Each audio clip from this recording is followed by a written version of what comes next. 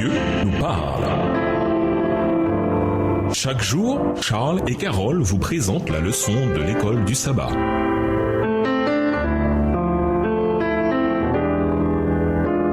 Bienvenue dans votre émission Dieu nous parle. Nous voilà à la leçon de lundi, l'alliance et les sacrifices. Vous savez en effet que ce n'est point par des choses périssables, argent ou or, que vous avez été rachetés de la vaine manière de vivre, héritée de vos pères, mais par le sang précieux de Christ, comme d'un agneau sans défaut et sans tache. 1 Pierre 1, les versets 18 et 19, version Colombe. Que veut dire Pierre dans ce texte quand il déclare que nous avons été rachetés? Lorsque Pierre parle de la mort expiatoire du Christ sur la croix, l'idée de rachat ou de prix à laquelle il fait référence rappelle une pratique ancienne qui consistait à libérer un esclave de la servitude en payant un certain prix. C'était souvent un parent qui payait cette somme d'argent. En revanche, le Christ nous a rachetés de l'esclavage du péché et de son issue, la mort, mais il l'a fait avec son sang précieux. Sa mort substitutive et volontaire au calvaire. Là encore, c'est le fondement de toutes les alliances. Sans cela, l'alliance serait nulle et non avenue, car Dieu n'aurait pas pu accomplir sa part dans le cadre de l'alliance, à savoir accorder le don de la vie éternelle à tous ceux qui croient. Lisons les textes suivants. Romains 6, verset 23, 1 Jean 5, les versets 11 et 13. Quel est leur message commun? Romains 6, verset 23, car le salaire du péché, c'est la mort, mais le don gratuit de Dieu, c'est la vie éternelle en Jésus-Christ, notre Seigneur. 1 Jean 5, les versets 11 et 13. Et voici ce témoignage, c'est que Dieu nous a donné la vie éternelle et que cette vie est dans son Fils. Verset 13. Je vous ai écrit ces choses afin que vous sachiez que vous avez la vie éternelle, vous qui croyez au nom du Fils de Dieu.